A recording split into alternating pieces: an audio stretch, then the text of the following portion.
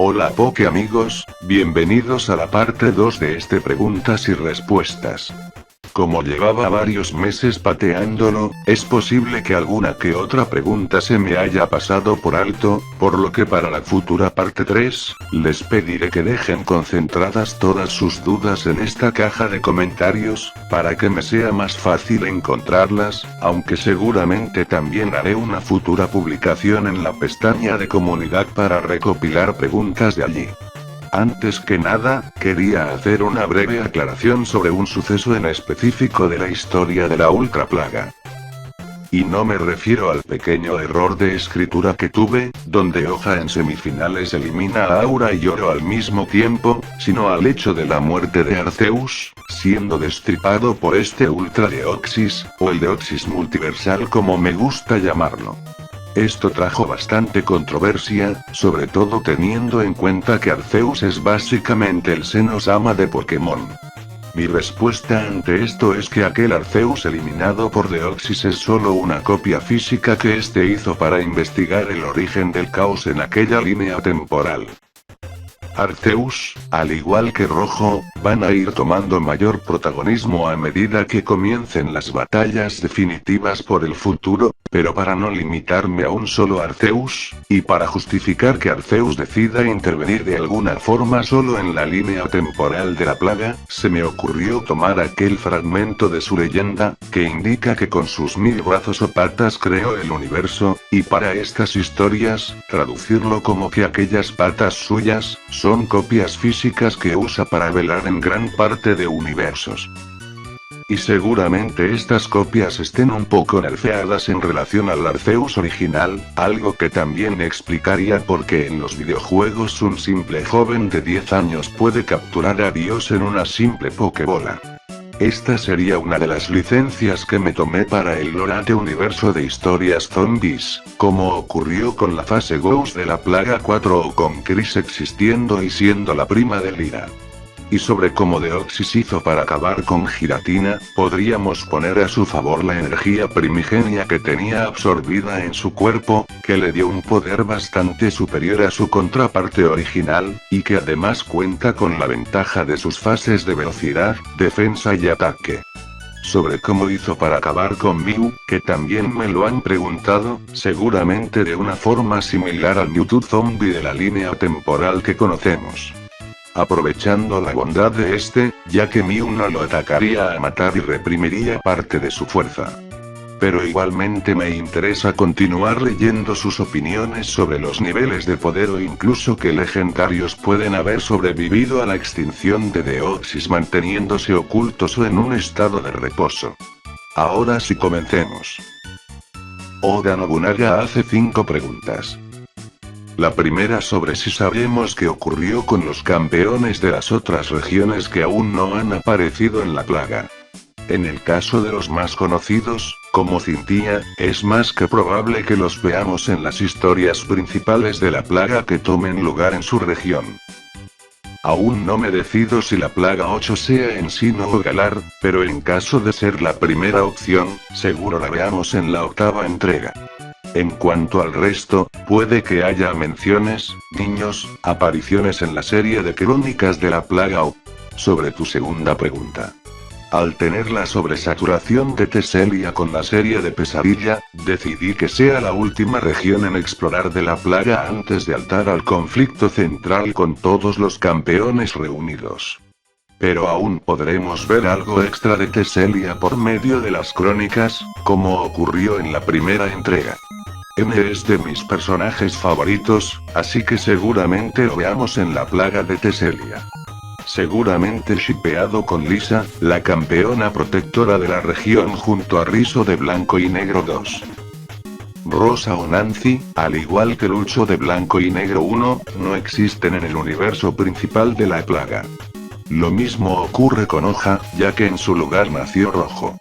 Por mi parte no creo que haga una historia de la plaga que ocurra en universos similares a los nuestros, con los Pokémon existiendo únicamente en videojuegos. Pero si a algún suscriptor le interesa la idea, será bienvenida para un futuro Crónicas del Multiverso Volumen 1. Lo que imagino que sería difícil es una secuela a ese universo de la Plaga 3, ya que el autor de aquella historia dejaba entrever que el virus informático de la Plaga, tarde o temprano, afectaría a dispositivos nucleares. Así que F por ese universo. Sobre tu última pregunta, además de alguna que otra aparición en la serie de crónicas, la próxima historia previa a la Plaga 8 estará basada en las Islas 7, con Lorelei de protagonista y en los primeros días de la infección, previo a la aniquilación de Mewtwo. Gracias por tu apoyo. Te envío un poke saludo también desde Buenos Aires. El poke amigo Eleazar hace varias preguntas interesantes del universo de Pesadilla de los Muertos. Durante los eventos del rancho y las fuerzas especiales del rayo, si Tesla terminaba muriendo por culpa de los zombies, el grupo terminaría resignándose al no poder entrar a este y regresarían al centro Pokémon, sin otra opción que continuar colaborando con el oficial Wally, y quedando Ash a merced de Lugnatas para realizar sus experimentos finales sin interrupción de los prisioneros, quienes tardarían algunos días en descubrir que el centro Pokémon es habitable. Imagino que Edison, el Scrafty, dejaría a Ash y al resto irse, ya que su única prioridad era Tesla. Si la muerte de Tesla tomaba lugar durante los combates con las fuerzas, la ira que Ash y el resto sentirían, terminaría provocando más muertes dentro de su grupo, y seguramente con Edison aniquilando a todos, y luego con el nuevo equipo Rocket, ejecutando a Matas por haber fallado en su misión de proteger a Ash, y seguramente tomando el control de la isla. Sobre la segunda pregunta, y pese a que desconocemos aún de qué va su misión final, si su jefe se lo ordenara, Natas los mataría sin pestañear. Ya que pese al tiempo que pasó junto al grupo de Ash, sigue siendo un psicópata, además de que su recompensa es que su Pikachu vuelva a la vida y gobernar la isla Faradio. Imagino que reaccionaría con ira, y ni ella ni el resto del grupo detendrían a Axew, Pinat, Snivy y el resto de Pokémons, que furiosos, se abalanzarían a destrozar a Natas. Como bien vimos en los últimos capítulos, el poco tiempo de paz que tuvieron entre el descubrimiento de qué ocurrió con Gary hasta la actualidad, no ayudó a que el profesor procesara la muerte de su nieto, pero igualmente lo veo soportando el dolor en su interior y enfocándose en proteger a Delia y al resto de amigos de Ash. El profesor y Tesla podrían considerarse como los abuelos del grupo o como el personaje de Herschel en Walking Dead. El típico anciano que ve a todo su grupo como una gran familia a la cual aconsejar y apoyar. De haberse salvado, imagino a Piplup siendo una máquina de matar, quizás no al nivel de Tesla, pero sí cercano a Snivy, ya que tendría el odio acumulado por lo ocurrido con Masa, y luego con Pachirisu durante la saga de los caníbales. También creo que su presencia dentro de la serie, ayudaría a que Pachirisu se quedara con el grupo de Ash, quizás también sobreviviendo más tiempo. Una última teoría personal es que imagino que Piplup terminaría pasando más tiempo con Ash que con Misty, sobre todo por el afecto que ambos sentían por Masa. Los What If son ideas emocionantes, tanto para la plaga como para Pesadilla. Algunas de estas ideas puede que las veamos gracias al multiverso, pero en lo relacionado a una serie en sí, probablemente podría hacerse luego del final del universo que conocemos de la plaga y del universo de Pesadilla. Aunque como aclaro siempre, todo aquel que quiera hacer sus propios what ifs o historias ambientadas en la plaga y Pesadilla, puede hacerlas sin pedir permiso. Tanto para enviármelas por correo como para subirlas a sus propios canales. Solo les recomiendo darle créditos a Nigel Shearning, el autor de Pesadilla de los Muertos. Gracias por tu apoyo, Pablo León. El poke amigo Joaquín nos pregunta si de existir algún Pokémon inmune al Pokerus, este podría infectarse del virus. Como vimos en el inicio de la plaga 7, al principio el virus provenía de la mezcla del virus espacial de Deoxys y la energía extraña que había absorbido en su cuerpo, energía que vimos en la última historia de la Ultra Plaga. Incluso Hirachi y los Pokémon salvajes de la isla Origen sufrieron de este virus, con sus órganos pudriéndose hasta la muerte. Luego, el virus terminó fusionándose con el Pokerus, que ayudó a que el virus se transmitiera con mayor facilidad, y con el tiempo este virus evolucionó en nuevas cepas que derivaron en el conocido virus de la plaga. Imagino que si un Pokémon inmune al Pokerus o con este ya en su organismo, se infectara con el virus original, su organismo se pudriría y terminaría muriendo similar a Hirachi. Si ocurriese luego de la plaga, también podría contagiarse, pero seguramente solo sufriría la parte de sus órganos pudriéndose sin revivir como infectado tras su muerte. El Pokéamigo Marcos Capo 12 pregunta si Yveltal podría adquirir alguna evolución alterna al absorber almas, tal como ocurre con el Gastly de Oro en la Plaga 4 y su evolución a Ghost. La evidencia se encuentra en los mitos que rodean a Yveltal, y como tras absorber miles de almas cientos de años en el pasado, permaneció con su mismo aspecto o quizás el aspecto con el cual lo conocemos en el presente es su evolución al absorber almas. Lo que sí creo que podría modificarlo es, si en caso de sobrevivir al inicio de la plaga, comenzara a absorber miles de almas de infectados, que vendrían acompañadas por parte de la esencia del virus. Quizás esto diera como resultado a un Yveltal más poderoso que el Deoxys multiversal de la Ultra Plaga o el Mewtwo infectado de la historia principal. Imagino que en varios universos algo así habrá ocurrido, condenado a todo el planeta.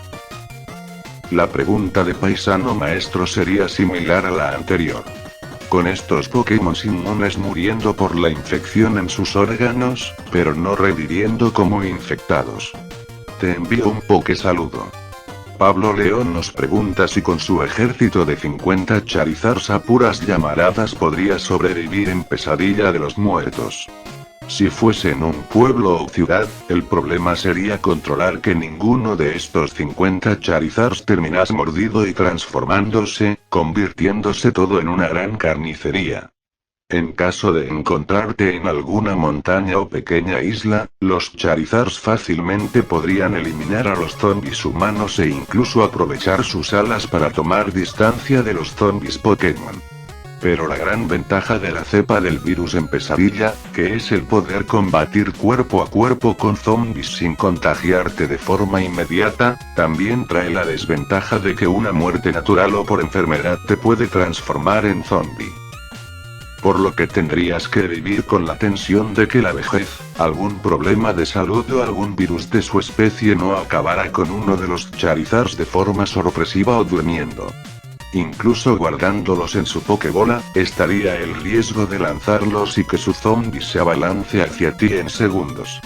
Como vimos en uno de los últimos capítulos de Pesadilla, si bien los Charizard son parte volador, y los voladores parecen ser zombies pacíficos, su contraparte de fuego parece ser la que manda en su organismo, por lo que es un zombie agresivo. El Pokéamigo Kiros pregunta si Cernias podría curar a los infectados.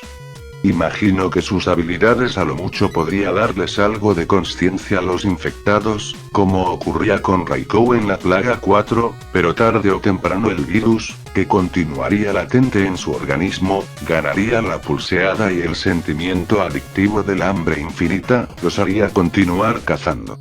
Incluso quizás la ayuda de Cernias terminaría perjudicando aún más al mundo, con infectados conscientes y capaces de crear estrategias o aprovechándose de la bondad de otros humanos y Pokémon para atacarlos por sorpresa.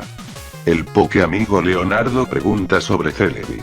Si al venir del futuro según el lore de la franquicia, esto significa que la paz es posible en el final de la historia, y si se encuentra infectado. Sobre su infección, no lo está. No creo que el Celebi de la plaga aparezca, pero me gusta imaginar que, notando del peligro de infectarse, teniendo la habilidad de viajar en el tiempo, decidió ocultarse a cientos de años en el pasado. Sobre su venida del futuro, pienso que como vimos en la última historia de la Ultra Plaga, al Deoxys infectado provenir de otro universo, esto alteró por completo y de forma inesperada la línea temporal original de la plaga.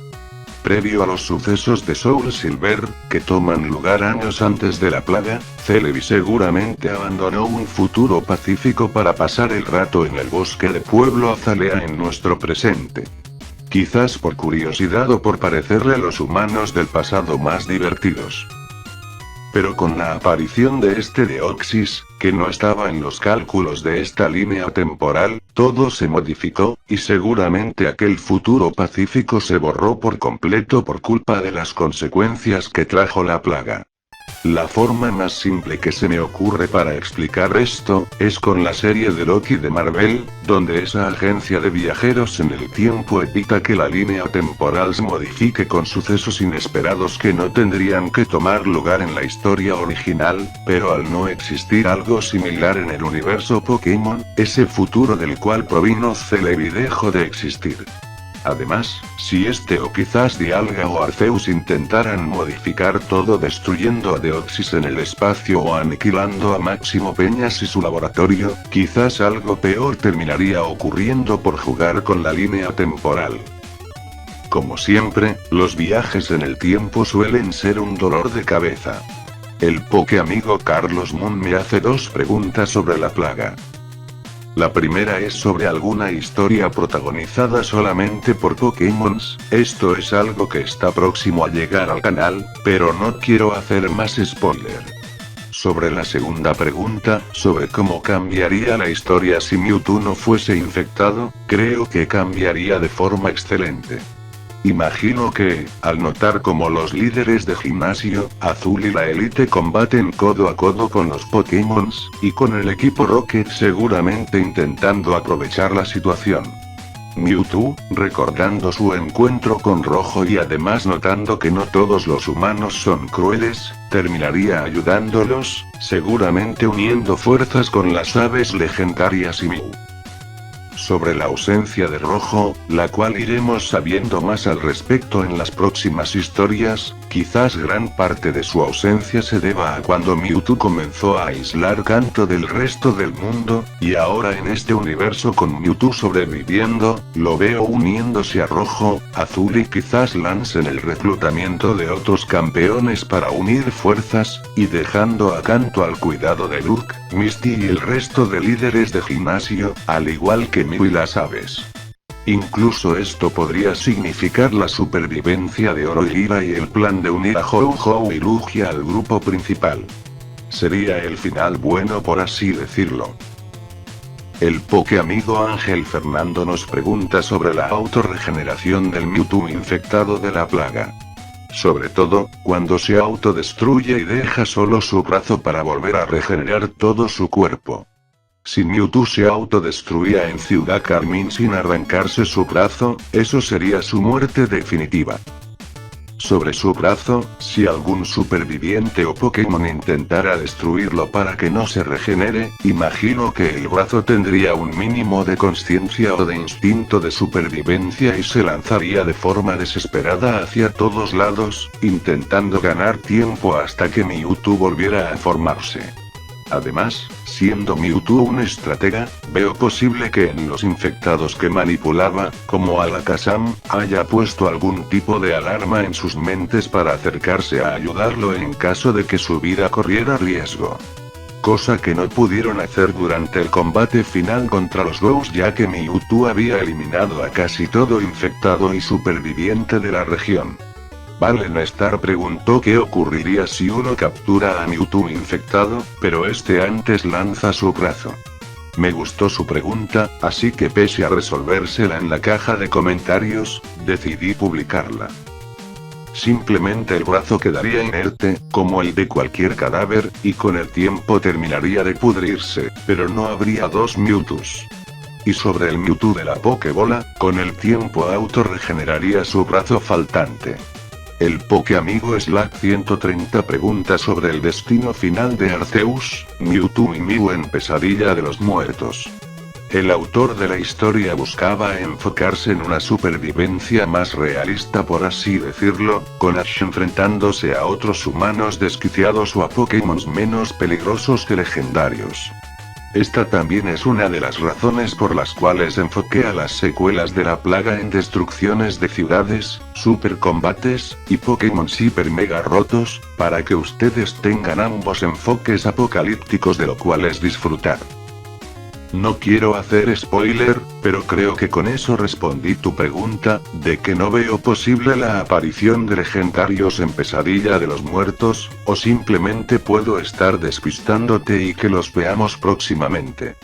El Mew de la plaga murió junto a las aves legendarias tras intentar detener a Mewtwo infectado, al poco tiempo luego de las muertes de Lance, Brook, Misty y los demás. Como vimos en el final de Agente del Caos, Mewtwo se hizo una especie de trono en la cueva celeste, utilizando parte de los huesos de Mew y el resto de Pokémon que intentaron detenerlo.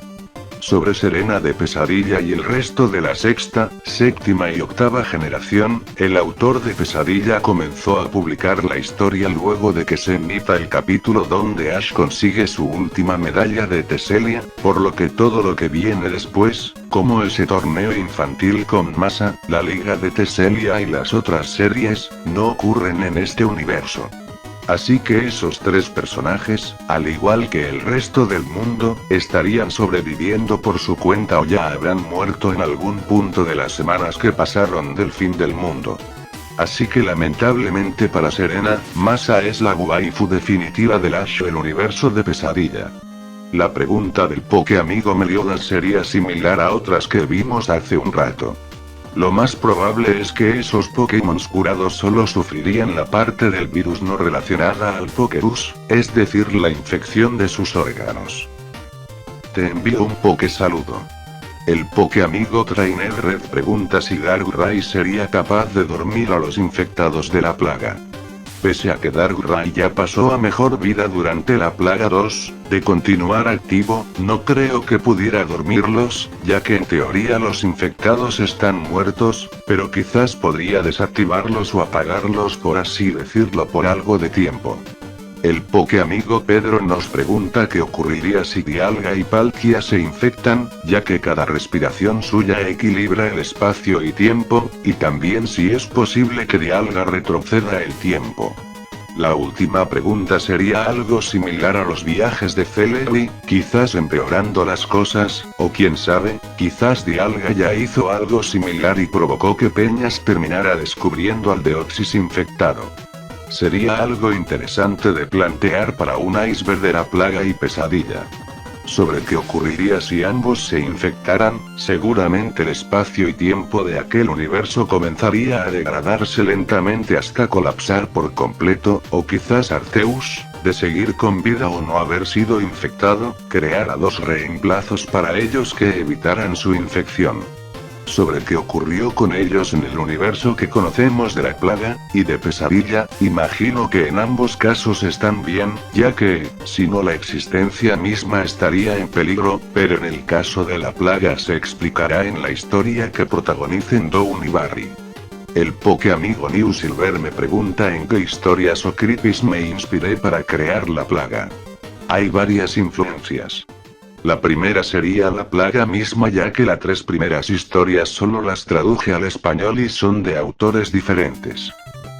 La segunda influencia fue cuando encontré el fanfic de Pesadilla de los Muertos y me entusiasmó ver cómo aquel entrenador algo tonto e inocente que solía ver en el anime de Kanto, iba desquiciándose y endureciendo su carácter por cada capítulo y dificultad que debía atravesar con el resto del grupo.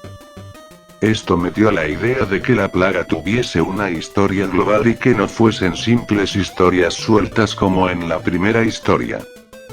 Historias que, si bien cada tanto podían contar con protagonistas originales, como los de Resident Evil o los ninjas de Koga, los héroes y heroínas, a los que veríamos sacar lo mejor o lo peor de sí en esa situación, serían al igual que Ash, aquellos con quienes crecimos jugando. Tanto en las viejas Game Boys, como en las Nintendo DS o la Switch. También habrán notado la clara inspiración de las escenas post-créditos de Marvel, que me ayudan a dejarles pistas de lo que vendrá en el futuro. De Resident Evil también me inspiré en que por cada entrega principal haya historias secundarias que complementen el universo. al igual que en algunos nombres de las historias, como revelaciones o los términos de operación y código. También existen inspiraciones puntuales, como la muerte de los héroes de Kalos, siendo despedazados como los héroes de Marvel Zombies en algunas historias. Si bien la idea de la ultra plaga de que Deoxys provenga de otro universo es del amigo Atop, si tenía la idea de que sea el Deoxys de ese universo el que cayera del espacio trayendo el virus, similar a como también ocurría con Marvel Zombies con ese superhéroe o villano, ya no recuerdo, que caía del cielo. La historia de la Plaga 4, si bien toma inspiración del Hard Round de la Plaga 3, también inspiré su historia en Lost Silver y la trágica vida de Gohan del futuro, que al igual que Oro estaban destinados a fallar en su misión, pero morían con grandeza y dejando todo hasta el final. Del mismo OVA de Dragon Ball de Trunks del futuro también me inspiré en las historias del Mewtwo infectado. Escuela de los Muertos está inspirada en las viejas películas de zombies, donde un grupo quedaba encerrado en un lugar y de a poco iban muriendo. Y como imaginarán, el título es por el manga y anime del mismo nombre, que nunca vi, pero de donde saqué las imágenes para el personaje de Mark Kissinger y su fiel amigo Henry. Operación Arrecípolis es un simple ¿qué hubiera pasado si los protagonistas de Resident Evil enfrentaban a Pokémon Zombies? La Plaga 5 está inspirada en la serie Zombie de Black Summer, donde cada capítulo está separado por pequeñas historias que luego se unen entre sí. Código Fantasma es una carta de afecto a Silver, mi personaje favorito de toda la franquicia. La Plaga 6, por muy raro que suene, está inspirado en los vómitos de Lionel Messi, ya que lo relacionaba a la presión e incluso traumas que pueden sufrir los jóvenes protagonistas de los videojuegos al tener que salvar al mundo mientras intentan ser el mejor de todos. Aprovechando ese final oscuro que se deja entrever donde Bison muere enterrado vivo, se me ocurrió crearle a Serena ese quiebre emocional y como de cierta forma la llegada de los infectados le hace entrar en razón que los problemas deben enfrentarse tarde o temprano, y que la vida siempre traerá nuevos problemas, pero también algo de apoyo para solucionarlos. Como fueron sus amigos en el pasado y como lo serán Azul y los campeones en el futuro. El rescate de Sachiko está inspirado en las típicas películas de acción donde un grupo de profesionales debe rescatar a alguien o destruir un objetivo en común. Como en la primera película de Depredador, que el bananero inmortalizó en YouTube. El multiverso, aunque no lo crean, no está inspirado en Marvel sino en el fan manga de Dragon Ball Multiverse, sobre todo las historias que contaban los orígenes de los universos que participaban en el torneo multiversal. Y por último, gran parte de la Plaga 7, al igual que las crónicas de la Plaga, están inspirados en Guerra de las Galaxias. Las crónicas siguiendo la temática de los dibujos animados de las Guerras Clónicas, contando pequeñas historias que complementaban al universo principal de las películas, y la Plaga 7 en lo relacionado a como Devon es similar al Imperio, como Aura y Brendan tienen su pelea final en un volcán como ocurre en episodio 3 e incluso, una de las líneas generales que pensaba seguir en la historia global de la Plaga, era que Máximo Peñas lograra manipular a Brendan, similar a Darth Vader, y que por su culpa, Aura muriera de forma accidental, con Blasco mutilando a Brendan con lava. De esta forma Brendan iba a ser uno de los villanos a futuro de los campeones, buscando la forma de viajar al pasado para salvar a Aura, sin importarle si arruinaba peor la línea temporal. Pero desistí de la idea ya que tengo planes a futuro para Aura. Por último, otra gran inspiración es Walking Dead, tanto cómic como serie, pero no en la Plaga sino en Pesadilla de los Muertos, ya que el principal problema que tenía con el fanfic a la hora de traducirlo, es que el autor tenía excelentes ideas, pero no aprovechaba a los zombies, y casi siempre era una sobresaturación de zombies humanos o Pikachus zombificados, por lo que decidí agregar algo de relleno sin modificar demasiado la historia original. Esto será algo largo, pero aprovecho preguntas y respuestas para que de cierta forma conozcan el Pesadilla de los Muertos original. Sin hacer spoiler de los capítulos finales. Al capítulo 1 le agregué la escena final de Ash con Pikachu durmiendo, ya que originalmente solo estaba protagonizado por el padre de Mark Kissinger y Luke Natas y Ash aparecía en el capítulo 2 por primera vez, pero sentí que faltaba ese gancho de tener un rostro conocido para quienes comenzaban a seguir la serie. El capítulo 2 y capítulo 3 son similares a la historia original, solo le agregué el pequeño detalle de que Mark Kissinger sea fanático de la banda musical de la líder de gimnasio Roxy, porque en lo personal me encanta el tema musical de su gimnasio en los videojuegos de Blanco y Negro 2. Para el capítulo 4, de mis favoritos, respeta el material original, solo modifiqué el asunto de las persianas metálicas que aíslan el hotel, ya que en la historia original esto no ocurre, y quedaba el agujero de guión de que Ash y sus amigos no sentían el caos del exterior. También quité una escena de Misty vomitando al ver la mordida de Masa y un pequeño chiste y juego de palabras que Brook hacía sobre el hacha que conseguía, ya que era imposible traducirlo al español y que tuviera sentido. Para el capítulo 5, donde Ash y sus amigos ven las noticias en el centro Pokémon mientras Masa es operada de urgencia. Solo agregué las escenas de la televisión, sobre todo para aprovechar en responder algunas futuras dudas, como si los Pokémon Roca pueden infectarse. En la historia original solo se veía el típico caos en las calles, pero sin mención a Pokémon y me parecía una oportunidad perdida. También de este capítulo quité una escena quizás controversial y que podría arruinar el realismo que la serie mostraba hasta el momento. Ya que luego de que Wally destrozara la cabeza de la zombie Masa, Brook corría a ayudar a la enfermera, preguntándole si necesitaba algo, con los típicos corazones dibujados en sus ojos y con Misty tirándole de las orejas. Para el capítulo 7, aquel con la primera aparición de Tesla, añadí que se metiera dentro del cuerpo del zombie real, para darle una bienvenida más sangrienta en la serie. En la historia original solo lo ataca a la distancia con un impactrueno, ya que se encuentra bastante debilitado por su viaje en velero por Teselia. Sobre el equipo Rocket en el mismo capítulo, inventé la zona residencial para justificar su ausencia, ya que en la historia original caen cerca del pueblo de Ash, pero no se sabe nada más de ellos hasta que se encuentran con Ash y Mark. Para el capítulo 9, cuando Ash y Brook se encuentran con Tesla, agregué a un escolipe de zombie que reemplacé al zombie humano al cual Ash destrozaba de ira al recordar lo sucedido con Masa. Esto para darle algo más de variedad zombie. Para el capítulo 10, en que Richie se une al grupo del centro, añadí todo lo relacionado a su huida del hotel y a Sparky siendo mordido, ya que en la historia original no se explicaba cómo lo mordían o qué zombie lo hacía. Otro añadido fue sumar a la Pachirisu de Masa y al resto de amigos de Ash recordando a quienes perdieron en aquellos primeros días, mientras Ash hace entrar en razón a Richie sobre que Sparky era una amenaza. Esto lo hice porque me pareció un momento ideal para darle algo de humanidad al resto del grupo de Ash. Para el capítulo 11, cuando el grupo de Mark se une al centro Pokémon, hubo varios cambios.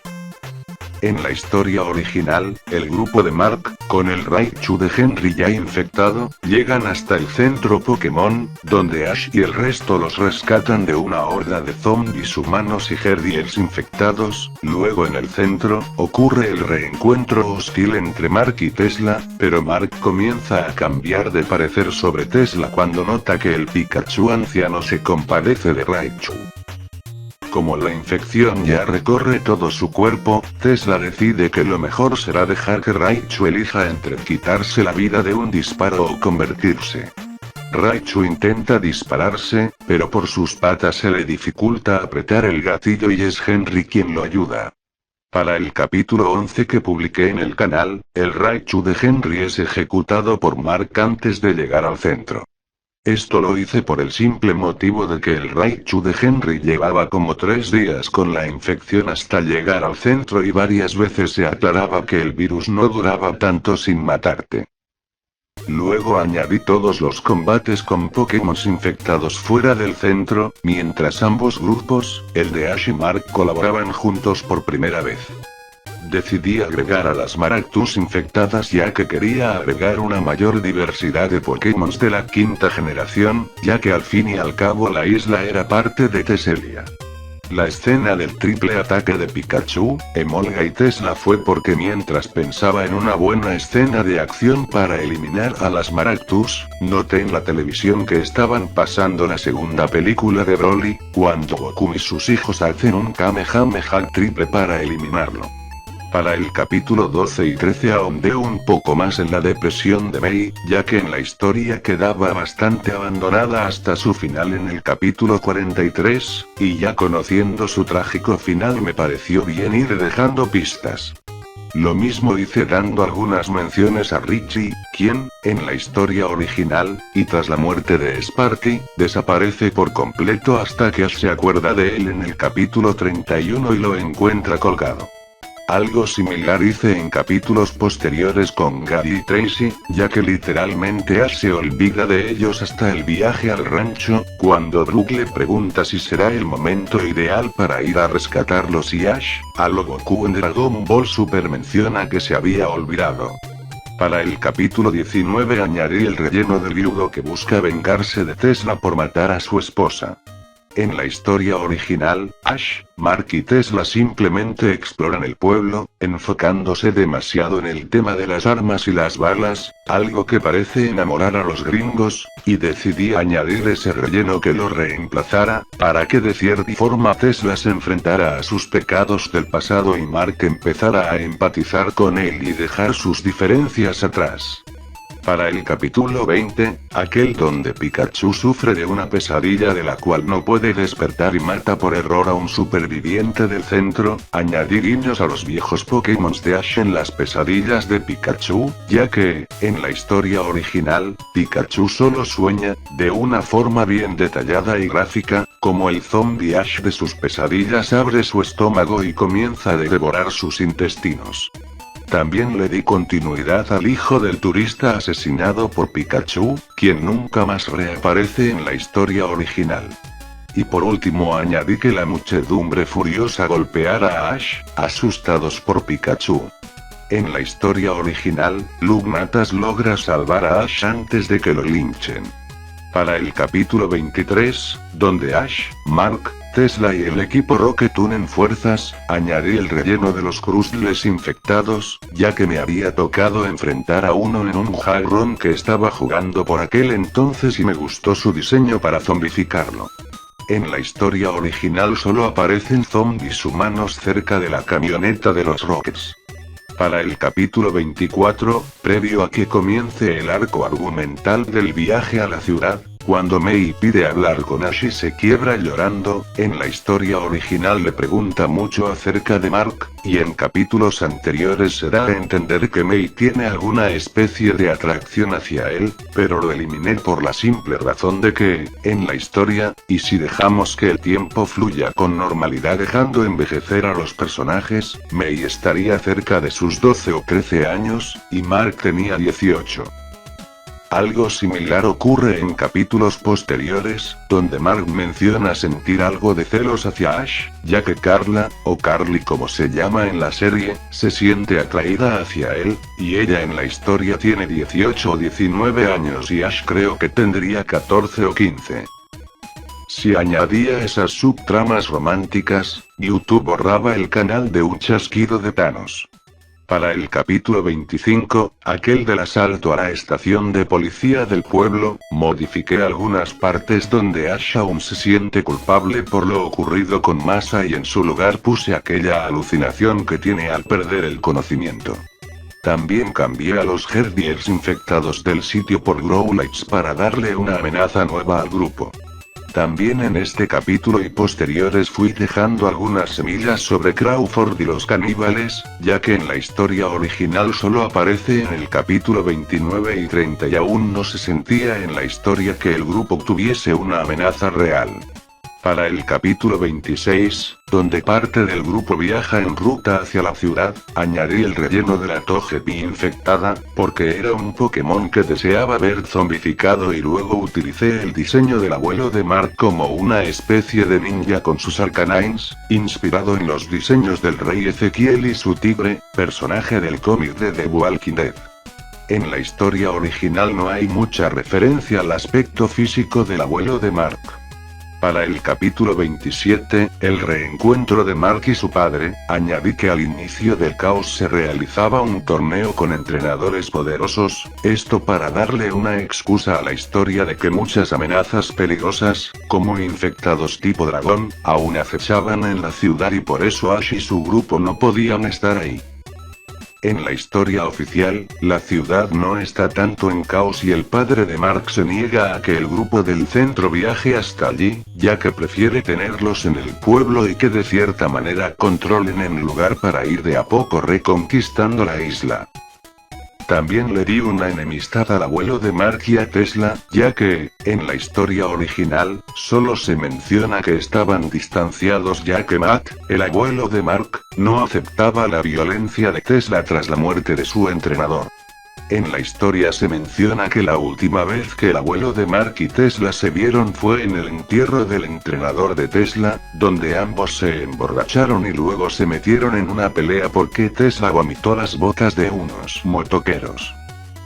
Y hablando del entrenador de Tesla, en la historia original su nombre es Irving, pero para enfatizar el vínculo que este tenía con Tesla, decidí darle el nombre de Nikola Tesla, uno de los mayores genios de la historia.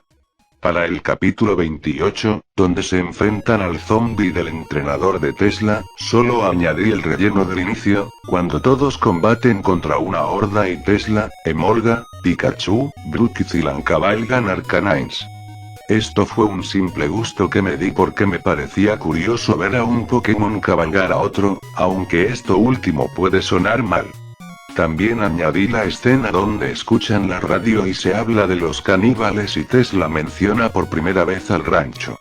Esto fue como guiño a muchos de ustedes que me preguntaban cuándo el grupo dejaría el centro Pokémon o cuándo se enfrentarían a otro grupo. Para el capítulo 29, la parte 1 de la mini saga de los caníbales, añadí al equipo Rocket, que en la historia no se menciona qué ocurre con ellos durante esta saga, añadí a la enfermera Shoei como víctima de los caníbales, para darle algo más de peso a sus acciones y también añadí la preocupación de las chicas del grupo por los desaparecidos. En la historia original, solo Emolga cuando regresa parece preocuparse por la desaparición del pobre Henry. También en el final de la historia original, Ash va al baño antes de comer la carne de Henry, y ahí es que lo descubre encerrado con sus piernas amputadas. Tras esto baja corriendo y antes de poder avisarle a todos que dejen de comer, Crawford se coloca detrás suyo, y lo noquea de un golpe. Para esta mini saga, le di un grupo de caníbales y Pokémon a Crawford ya que en la historia original actúa solo y se toma el trabajo de encerrar a todos los supervivientes que duerme con los químicos que le mete a la carne de Henry y los Pikachus del centro. Me parecía también más lógico dejar fuera de combate primero a Lugnatas, ya que al notar como Ash era noqueado, imagino que tendría algo de tiempo para romperle el cuello a Crawford antes de desmayarse. Era un agujero de guión que quise arreglar, además de que los momentos de Ash y Luke son mis favoritos. El capítulo 30, el de la conclusión de la saga caníbal, es el que más cambios tiene. En la historia original, Ash despierta junto a Misty, Brook, el profesor Oak y Mark Kissinger en una habitación, a la cual logran forzar su cerradura, y luego tras conseguir algo de armamento, liberan a Wally y sus hombres y todos rodean a Crawford, quien toma a los Pokémon de rehenes. En medio de una balacera, la Pachirisu de masa muere de un disparo y Crawford finalmente es detenido por Mark, quien como en la historia que vieron ustedes, le dispara en ambas piernas y utiliza al zombie de Henry para que lo devore. Al haberle dado aliados y Pokémon a Crawford, aproveché para crear esas pequeñas batallas e incluso añadir ideas sueltas que tenía para la plaga, como el combate a muerte entre un humano y un Pokémon, que es el de Lugnatas vs Machop, e incluso ver a Natas colaborar junto a Tesla para acabar con aquella amenaza. Y la escena de la decapitación de Pachirisu es un guiño a la escena del bate de Negan en The Walking Dead. Para el capítulo 31, aquel donde Richie se quita la vida, el mayor cambio fue añadir que aquellas siglas que Richie deja escritas, que significan el fin del mundo tal como lo conocemos, pertenecen a una vieja secta de la isla. Esto es por un plan que tengo a futuro y quise dejar un pequeño guiño. En la historia original, esta es una frase común en algunas películas viejas de zombies o del fin del mundo, e imagino que el autor quiso dejar el guiño. También agregué el detalle de que Carla se encargue de enseñarle a disparar a Mei y demás personajes de relleno, ya que, para el conflicto con los prisioneros, no se explicaba de dónde habían aprendido a disparar, al no ser personajes de acción como Brooke o Misty. Quizás del capítulo 32 a 35, la saga Edison, por así decirlo, sea la que más relleno y cambios tenga con la historia original. En el fanfic, Tesla teme que en el rancho aún se encuentre Norbank, un viejo Scrafty que solía ser su rival. El grupo viaja al rancho, donde encuentran a Norbank y a varios Pokémon del entrenador de Tesla, convertidos en zombies, y debido a lo duro del cráneo de Norbank, tienen que usar hasta dinamita que consiguen, pero en el camino Psyduck muere protegiendo a Misty. Luego el grupo se relaja y pasa la noche allí.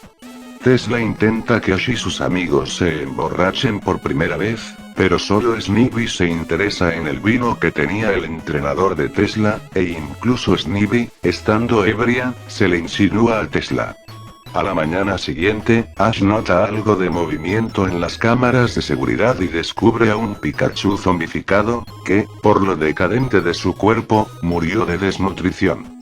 Antes de matarlo, Tesla y él reflexionan un poco sobre lo afortunados que deben sentirse de tener un refugio y comida, y tras Ash eliminar al Pikachu, todos viajan al bosque Faradio en búsqueda de Gary y Tracy. Mi principal problema con este arco, es que corría riesgo que, de seguirlo fielmente, se perdiera algo de público que la serie había recuperado gracias a Crawford. Eran bastantes capítulos, pacíficos por así decirlo, hasta la saga de los prisioneros. Por esa razón, se me ocurrió la idea de que, a diferencia del resto de villanos de la serie, la siguiente amenaza fuese grupal, y obviamente siendo un guiño a las fuerzas especiales Ginyu. También me parecía una pena que, a lo largo de la serie, Ash no tuviese un combate Pokémon como los del anime. Por lo que me pareció el momento ideal para aprovechar esos capítulos sin meter combates de la vieja escuela, solo que a muerte. Para esto último, también me inspiré en una idea suelta que tenía para un Crónicas de la Plaga, orientado en las peleas ilegales luego de que los gobiernos prohibieran los combates Pokémon para evitar los contagios masivos. Un tema del cual dejé una pequeña pista en la Plaga 6. Solo me faltaba el líder de aquellos Pokémon que formaban la defensa ideal por si Tesla se salía de control, algo que en la historia original sí se menciona, ya que el entrenador de Tesla, antes de que este lo asesinara en un arranque de ira, se veía aterrado de no poder seguir controlándolo. Así fue como retomé aquella rivalidad que Tesla tenía con Norbank el Scrafty, le cambié el nombre a Edison, por el viejo rival en la vida real de Nikola Tesla, y dejé la trama del Scrafty zombie, pero como una especie de trampa de Edison.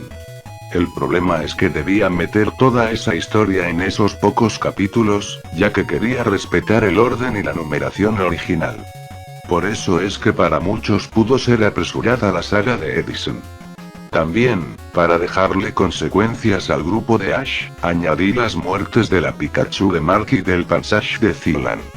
Ambos Pokémon en la historia original sobreviven, pero son personajes casi terciarios que se los menciona cada tanto, ya que siempre los Pokémon protagonistas son Pikachu, Tesla, el equipo de Teselia de Ash, Emolga y quizás un poco Axew. y por si se lo preguntan, las fuerzas especiales las fui eligiendo según las escenas de acción que me gustaría ver, como por ejemplo a Snorunt utilizando el hielo como arma. Un último guiño, que a lo mejor jamás se daba la oportunidad para contarles, es sobre el Kecleon de las fuerzas. Cuando escribía el guión de la plaga Operación Arrecípolis, mi idea inicial era meter un guiño a Lugnatas, con uno de los mercenarios protagonistas mencionándolo, para de esta forma darles a entender que existía un multiverso. Pero como en aquellos tiempos varios me preguntaban si ambas series eran del mismo universo, no quise sumar confusión y descarté la idea. Por lo que como recuerdo a esta idea descartada, uní a la mascota de esa historia, los Kecleons, a esta saga.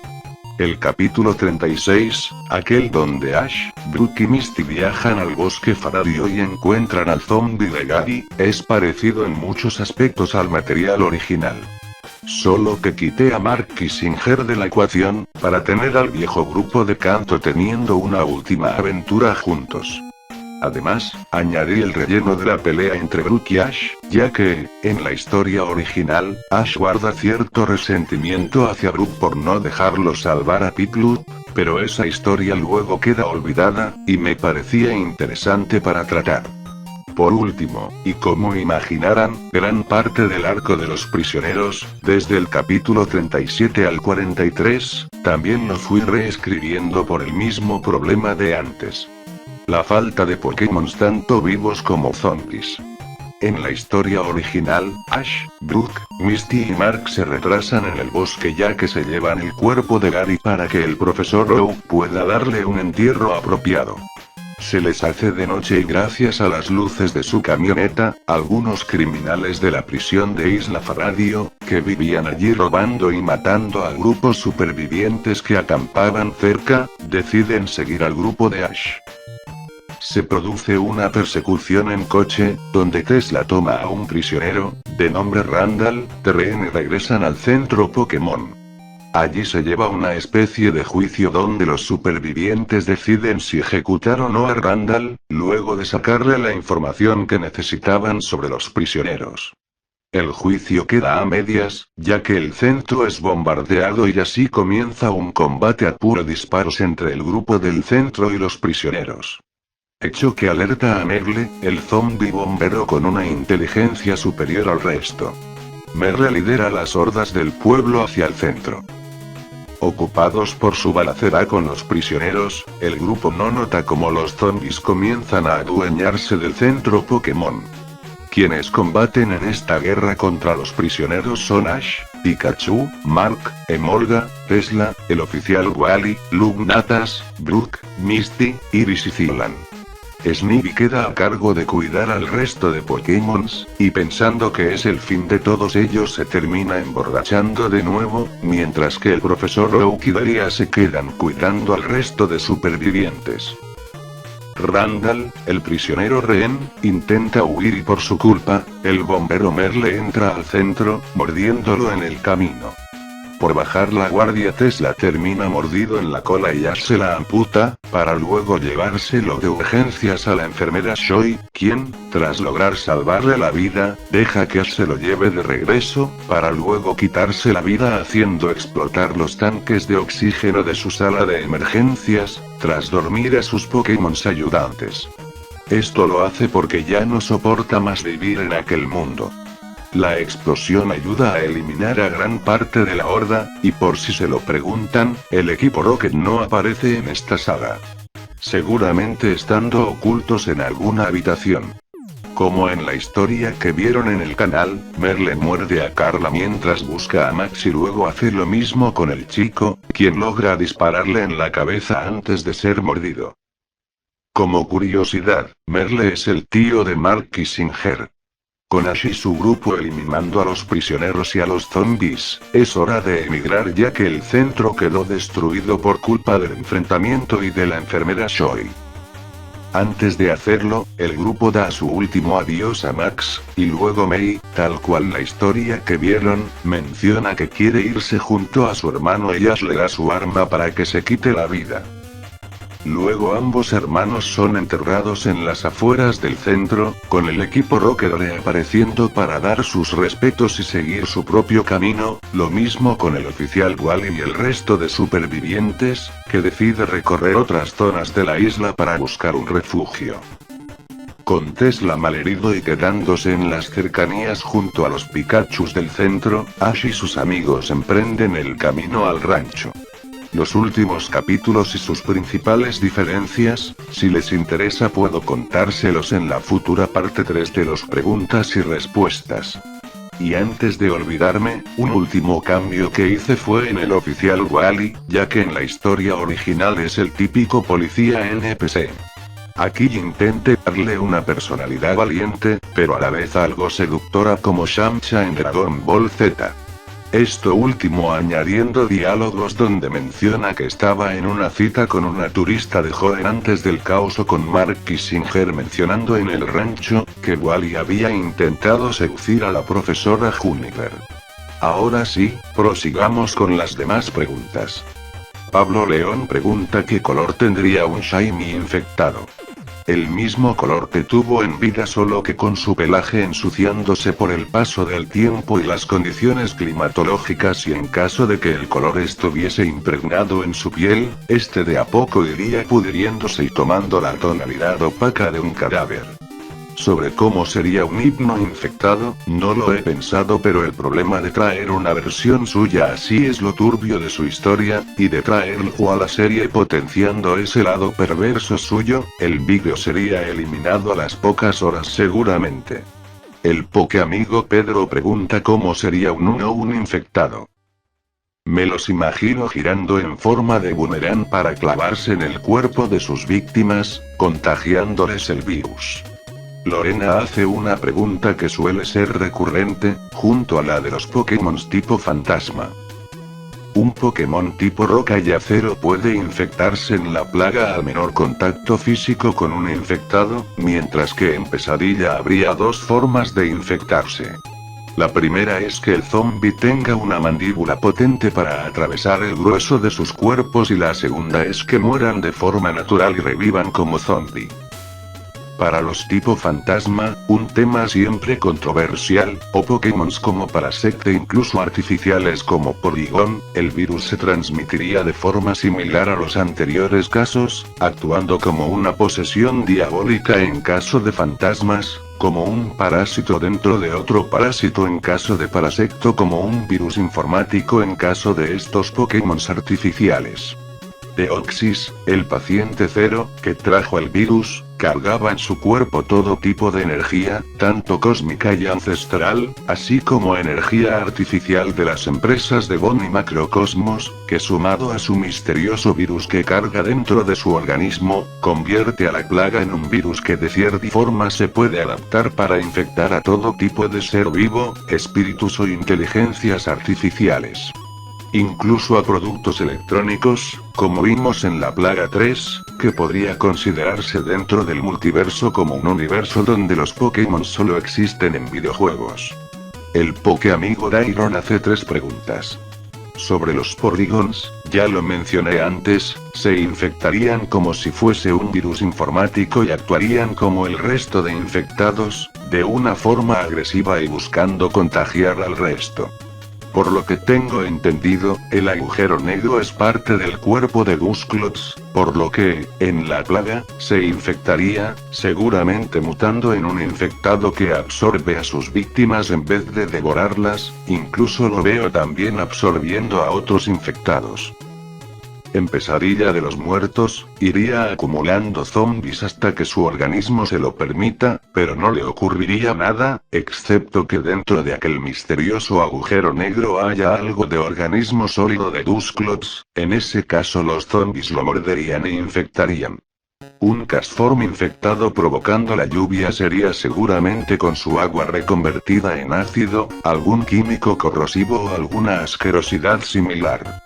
Lo veo como los vomitadores, la versión zombie de los Osabots en Pesadilla de los Muertos, que su organismo convierte el agua en su interior en ácido. Creo que tanto Dusclops como Castform son Pokémon ideales para quienes quieran escribir una pequeña historia de la plaga. El Pokéamigo Carlos pregunta si los infectados psíquicos pueden controlar a otros infectados. Todos ellos pueden, pero según su nivel o las habilidades psíquicas de su especie, pueden controlar desde algunos pocos hasta grandes grupos, e incluso algunos, como los Alakazam, pueden controlar humanos que no están infectados, como si fuesen sus títeres. Por si se lo preguntan, esta última idea la tomé del Eternauta, un cómic legendario de alienígenas de mi país.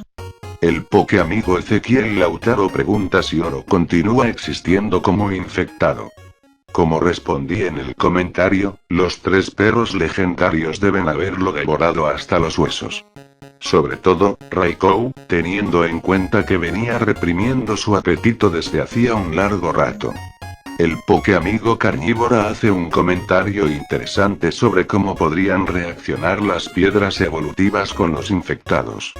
Si bien estos en teoría están muertos, razón por la cual las piedras no actuarían en estos, sí sería interesante imaginar algún universo donde Rose de Macrocosmos, Máximo Peñas, la Corporación Silph o la Fundación Éter hayan creado piedras evolutivas para infectados. El Pokéamigo Juan hace 2 preguntas sobre la plaga 4. La primera es si era probable que Oro terminase encontrando a Ho-Oh y curando a los perros. Si Oro contaba con recursos y aliados, al estilo de los demás campeones, si veo posible que tarde o temprano lo encontrara, aunque desconocemos si está infectado o si continúa vivo, pero al estar Ciudad Iris completamente en ruinas, es probable que se encontrara en otro sitio. En el caso de que Oro solo siguiese con el grupo que lo acompañaba en la plaga 4, y de alguna forma tuviesen el apoyo de Ghost, quizás solo pudieran rescatar a Raikou y a los otros 2 perros sí o sí deberían dejar que Ghost absorba sus almas para que no maten a todos. Sobre si Ho-Oh pudiese curarlos, si veo posible que lograra curar a los Pokémon de la cepa inicial de la plaga, aquella que solo pudría sus órganos y los mataba, pero en su fase de infectados, a lo sumo podría recomponer su estado físico o algo de su consciencia, pero el virus seguiría activo en el cuerpo de estos, por lo que, en resumen, las habilidades de Ho-Oh para revivirlos solo funcionaría como una especie de superpoción para los infectados, que continuarían igual. Sobre la pregunta de qué es más doloroso, que Ghost absorba tu alma o que te devore un infectado. Creo que depende del tamaño del infectado. Si es uno grande que te devora de un solo bocado, este sería el menor de los sufrimientos. Si es uno de tamaño normal o un grupo de ellos sería la peor muerte. En lo personal creo que la de Ghost dolería más, pero al mismo tiempo es más rápido, en cuestión de segundos te absorbe por completo, mientras que los infectados se toman su tiempo. Si la absorción de un Ghost durara más tiempo, sin duda sería la más dolorosa de todas. Imagino que sería una mezcla de sentir como si te arrancaran cada fibra de tu ser, y al mismo tiempo sentir la más absoluta tristeza y miedo. Como curiosidad, los Ghosts de la plaga están inspirados en los dementores de Harry Potter. El Pokéamigo Eric 635 pregunta cuáles legendarios siguen vivos en la plaga. Me gustaría reformularlo a cuáles siguen vivos y cuáles aún no sabemos si están vivos o muertos. De la primera generación ya están todos muertos. De la segunda generación, Celebi está con vida y oculto en el pasado, seguramente en épocas de los sucesos de leyendas Arceus, que imagino que ocurre cientos de años en el pasado. Aún no termine de ver su gameplay, así que porfis no me hagan spoiler. En cuanto a Ho-Oh y Lugia, su estado es desconocido. De la tercera generación aún no sabemos qué ocurrió con los 3 Regis. También cabe aclarar que es un misterio qué ocurrió con el Deoxys originario de la línea temporal de la plaga que todos conocemos, pudo haber sido capturado por algún entrenador random, puede seguir en el espacio o incluso haber sido eliminado antes de la plaga o durante la purga de los sistemas de almacenamiento al inicio del caos. Por último, Kyogre continúa con vida, ayudando a los supervivientes a controlar a las amenazas subacuáticas. De la cuarta generación, todos son un misterio, incluyendo el cuerpo físico de Arceus en esta línea temporal. cepa a excepción de Giratina y Darkrai, que en la plaga 2 perecieron por culpa de las primeras cepas de la plaga, aunque puede que no sea lo último que veamos de ellos. De la quinta generación es un misterio qué ocurrió con todos ellos. De la sexta generación solo Cernias e Yveltal murieron por culpa de la cepa inicial de la plaga y sus cuerpos fueron cremados, por lo que no hay forma de que regresen como infectados o que ayuden a los supervivientes. De la séptima generación es un misterio el destino final de todos ellos. De la octava generación sabemos que Rose y Macrocosmos tienen a Eternatus cautivo con fines desconocidos. Eric 635 también pregunta qué campeones continúan con su equipo intacto sin muertes. Creo que hasta el momento la única sería Serena. Por su aparición al final de la plaga 7, Rojo solo mostró a 4 de sus Pokémons, y desconocemos si perdió alguno durante las semanas del caos, esto sin contar a Lapras. El caso de Bruno y Aura es similar, e imagino que alguno que otro debe haber perdido en alguna misión de rescate junto a Devon. De Dawn solo vimos a su Empoleon en el final de la plaga 5. De los campeones de Teselia aún no sabemos nada. Alona no tiene campeones, ya que la protagonista de Sol y Luna aún no se había mudado y seguramente murió durante la aniquilación de Mewtwo. Por último, quedaría ver qué ocurrió con el equipo de Lionel en Galar, ya que Gloria no comenzó su viaje como entrenadora al ocurrir la plaga antes. El Pokéamigo Carlos Mon pregunta si algún Jirachi del multiverso podría ayudar a borrar los sucesos de la plaga, evitando que ocurran. Esto sería posible, pero se deberían cumplir varios requisitos. Que Jirachi esté vivo y despierto. Que la persona a pedir el deseo sepa que existe un multiverso. Que también sepa que el multiverso está siendo afectado y por último que sea específico en su deseo, pidiendo que todas las líneas se regeneren. Igual al ser universos infinitos, como mucho Jirachi podría ayudar a una cantidad específica de estos, pero no a todos. Algo similar ocurre con el deseo que pide Máximo Peñas al Jirachi infectado. Si bien la plaga potencia las habilidades mágicas de Jirachi, no todo el multiverso fue afectado, sino una parte de los universos que lo componen.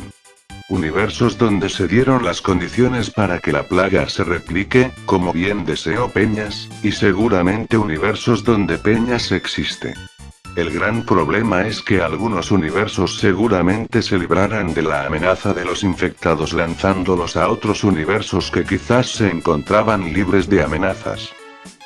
Es más, así fue que inició la historia de la plaga, con los universos intentando quitarse de encima al Deoxys multiversal lanzándolo a otra línea temporal. Por último, si la persona que le pide el deseo a Jirachi pide que todo vuelva a la normalidad, solo afectaría a su línea temporal.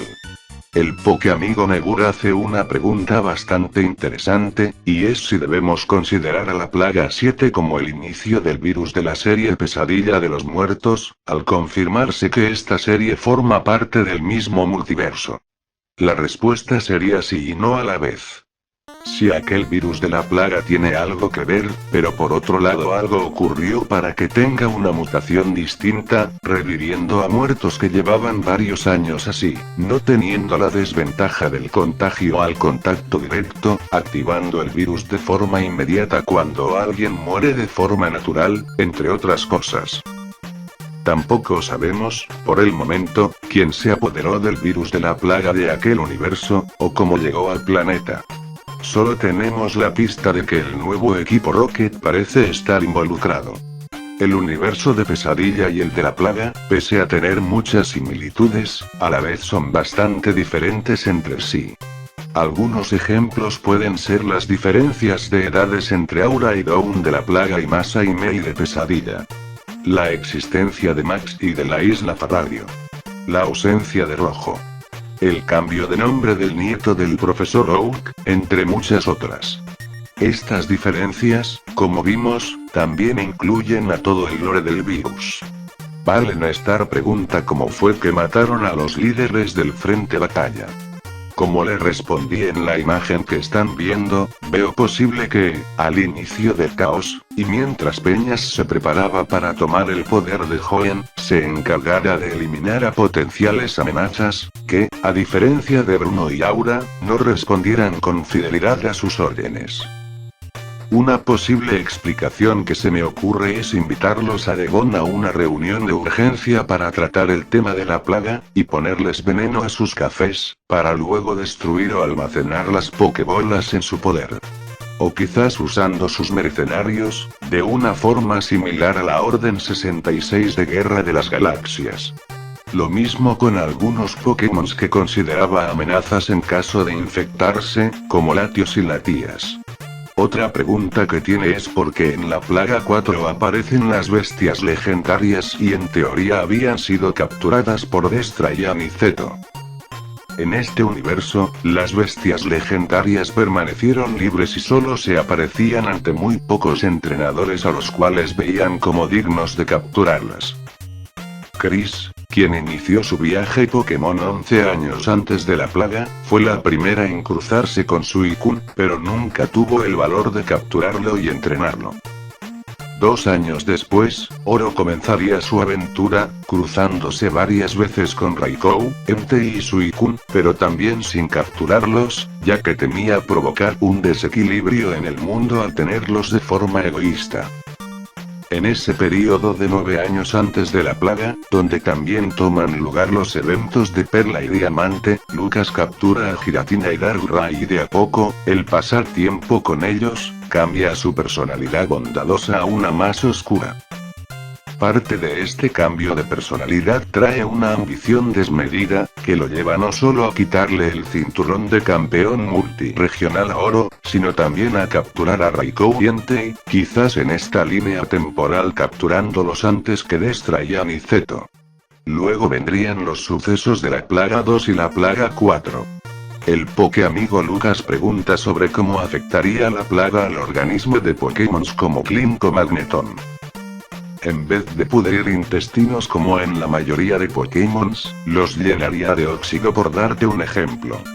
El Pokéamigo Juan pregunta por qué el Mewtwo de la Ultra Plaga no usó su Mega Evolución para hacer frente a Deoxys Multiversal. El problema es que necesitaría de la Mewtwoita y de un entrenador que lo haga Mega Evolucionar, si mal no recuerdo. Pero incluso si no necesitara de un humano, aún le faltaría tener la Mewtwoita en su poder o conocer de su existencia. Quizás en este universo, algún montañero o entrenador random encontró aquella piedra mega evolutiva y se la guardó de recuerdo, o incluso puede que Mewtwo permaneciera todos esos años en la cueva celeste, sin enterarse de las mega evoluciones y únicamente enfocado en su revancha contra Hoja o en intentar perdonar a los humanos. Igualmente, no creo que pudiera ganarle a ese Deoxys roto, pero me interesa conocer las opiniones de ustedes en la caja de comentarios sobre quién ganaría en aquel eventual versus. El Pokéamigo Ricardo pregunta si Arceus puede llamar a los protagonistas de la plaga para unir fuerzas y acabar con el virus. Puede que más adelante en la historia, por medio de su cuerpo físico en esa línea temporal, colabore con ellos o tome cartas en el asunto, pero por el momento no es necesario que lo haga, ya que Azul se encuentra liderando a los campeones, y la única forma de acabar con el virus sería que el profesor Oak y el resto de genios de las regiones consigan algún tipo de vacuna o que los campeones, como vimos al final de la plaga 7, encuentren a aquel misterioso científico que se infiltró en Devon para terminar de modificar el virus de Deoxys y convertirlo en la cepa agresiva de la plaga. También aclaro su comentario para confirmar que en el primer universo que vimos, donde el equipo Aqua de cierta forma ganó, hundiendo parte de Hoenn en las profundidades y matando a Aura en el proceso, Brendan fue el campeón y protagonista. Mientras que en la segunda línea temporal que vemos en la Ultra Plaga, Rojo no existe y su lugar lo tomó Hoja, mientras que Mei fue la campeona de Hoenn, como vimos en la pista de que es hija de Norman. Por último, Christian pregunta si veremos a Rojo con más protagonismo. tanto él como Arceus tomaran mayor protagonismo en lo que podría considerarse la fase 2 de las historias de la plaga, luego de que terminemos de presentar a las historias restantes de Sinnoh, Galar, Alola y Tesselia. Pero primero quería darle sus momentos de lucirse al resto de campeones y sus regiones.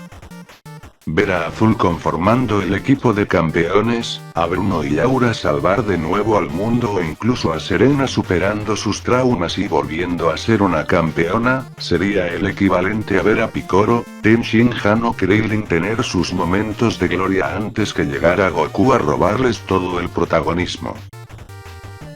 Eso es todo por el momento, espero que lo hayan disfrutado, que dejen un buen salseo en la caja de comentarios con los niveles de poder y nos vemos en una próxima tercera parte.